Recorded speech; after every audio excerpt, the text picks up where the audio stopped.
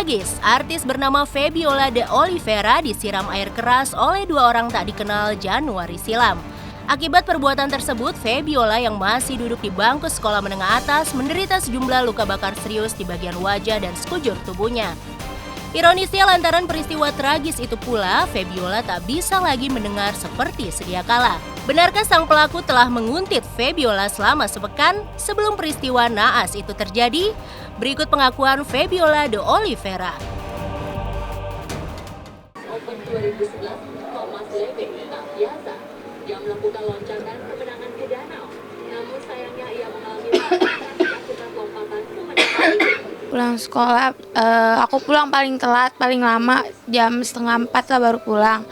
Terus pas itu aku bareng teman, terus ngerasa dia suruh bilang nengok deh ada siapa gitu kan, dia mau temennya juga mau ikut.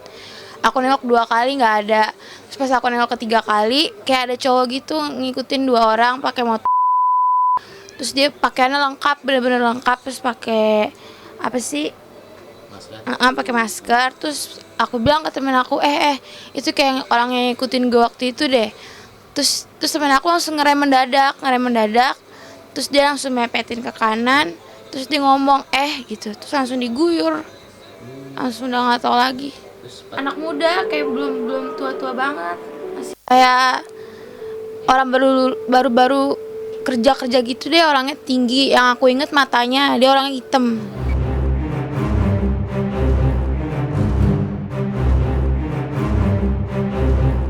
Hingga kini kedua pelaku penyiraman air keras kepada Febiola masih bebas berkeliaran.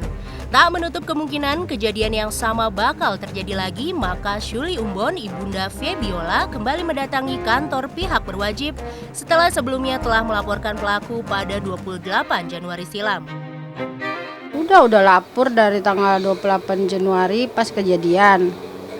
Tapi sampai sekarang, sampai udah 5 bulan belum nggak ada perkembangan sama sekali. Makanya kemarin saya datang lagi ke Polsek Palmera untuk bertanya gimana nih kasus anak saya, karena anak saya kan trauma, saya juga takut kalau nggak ketangkap nanti terulang lagi kan. Dia di SMA masih 1 tahun lagi, baru kelas 2 SMA. Jadi aku minta polisi ungkapkan siapa pelakunya. Sampai sekarang anak saya trauma, setiap hari Rabu selalu nangis. Saya juga takut, soalnya takutnya kan dia udah sembuh, terus nanti diulang lagi, bisa terulang kan? Atau dia dendam sama siapa, dia siram lagi, karena kan dia belum terungkap, pelakunya belum terungkap. 5 bulan berlalu, polisi belum menemukan titik terang. Begitu juga dengan Febiola yang masih didera rasa trauma, hingga remaja 17 tahun ini kerap menangis ketakutan mengingat kejadian naas tersebut. Lantas, akankah Febiola menuntut ganti rugi kepada pelaku? Lantaran biaya pengobatan yang ia keluarkan selama ini sudah mencapai 70 juta rupiah. Trauma, takut kalau mau kemana-mana, takut disiram lagi, takut kasihan mama, kasihan keluarga. Ngerawat udah 2 minggu di rumah sakit, 1 bulan nggak bisa ngapa-ngapain. Takut kalau nggak ketangkep disiram lagi terus bakal lebih parah, nggak mau ngecewain keluarga, takut.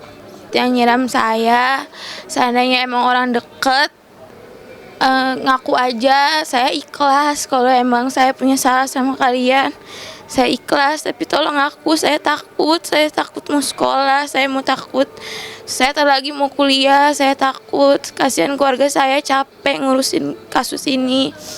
Jadi buat orang yang nyiram saya, tolong aku, seandainya emang kalian deket, saya nggak bakal marah, saya ikhlas udah kayak gini.